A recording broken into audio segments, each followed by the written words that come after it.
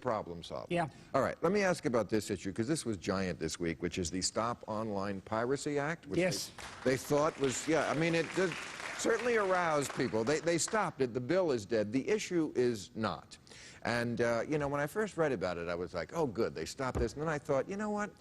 My documentary, my comedy documentary, Religious, I remember when that was out, and they were pirating it and put it online, and all the money we lost on that. And I was like, you know what? Somebody has to bring up that there is a moral dimension to this. I don't think this is brought up enough. Now, I know that they're saying that apparently this bill would somehow infringe on free speech.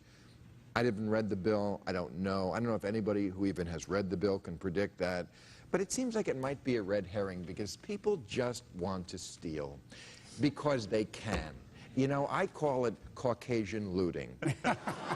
And just because you're sitting at your computer in your pajama bottoms doesn't mean you're not stealing. He's wrong. 80% of the piracy in the world in these matters happens in China, by the way. Well, it does. Okay, but we're not Chinese. I know. But this bill managed the internet. It took the most creative part of our economic world, the internet, and all the related media to that, and tried to manage it from Washington, D.C. Right. It's a mistake.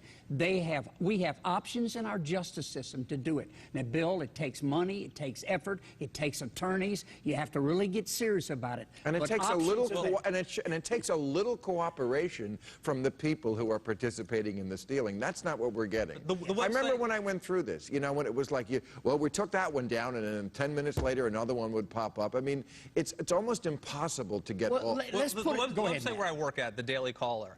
Here's our concern would be, I mean, we haven't had the meeting or whatnot, but my concern at least would be, a lot of what we use is user-generated content, okay? And so we could have someone who posts a comment on my blog that somehow infringe on a copyright or whatever, someone who's someone who doesn't work for us but a contributor. If, according to my understanding of this law, is that if someone complains to the government about this, they would act first and ask questions later. So they would shut down the Daily Caller, which would destroy us financially. The other problem is the chilling effect this would have on venture capitalists who want to invest in the next Facebook, right? So if I'm a donor, if I'm an investor who wants to get involved, I'm going to be like, hey, guys, I don't know that I want to be involved. The two guys in a garage somewhere right now who are building the next Facebook, this could destroy them. They need to deal with this, I think, with a scalpel and not with an axe. Clearly, the issue of piracy is a big deal. But I would say, just as a separate matter, you have to admire the unbelievable effort of everyday people to actually impact democracy.